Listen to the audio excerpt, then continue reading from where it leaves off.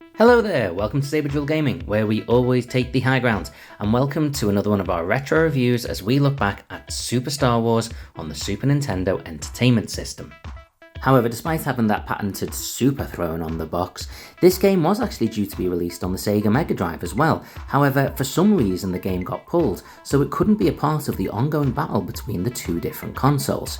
Instead, this was released exclusively for the SNES. The release of this game at all is a pretty strange one. It came 15 years after the original movie had been in cinemas, and it was still 5 years before the special editions would really thrust Star Wars back into pop culture. However, because of the long-standing die-hard fan base that Star Wars has always had, this was never going to be an issue. The game itself took a very basic approach. It was a side-scrolling platform shoot-'em-up for the most part, with occasional levels that took place in land speeders or X-Wings, and gave it a fair bit of variety. There was also the option to unlock other characters that you played as you went along, with each character having some basic different abilities. However, there wasn't a great deal of variety between them. Graphically, the game did nothing revolutionary. However, what it did do, it did well. The environments were clearly the environments they were meant to be from the film, and there was enough detail to make you feel, oh yeah, this really is Tatooine. There's that giant skeleton in the background, I know where I am, and that gave it a good feel. But it was the music that really stood out.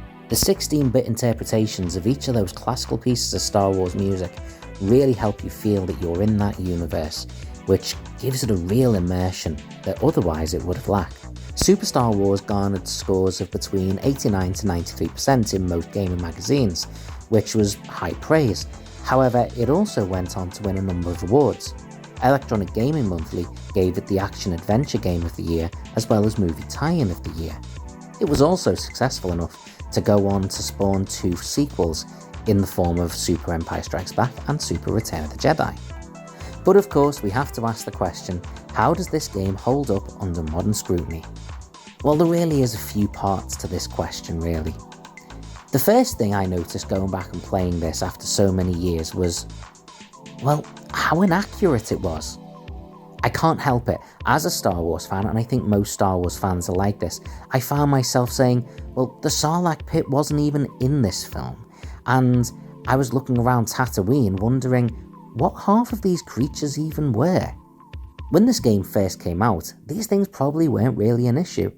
Star Wars fans and gaming fans in general have become a lot more selective and demanding in what we consume, but also, there was such a distance between the film and this game, people probably didn't even remember which was in which film anyway.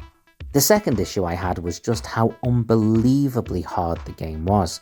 I had to move the difficulty down to easiest just to be able to really progress at any point through the game. But this is maybe more of a reflection on how gaming has changed, rather than the game itself.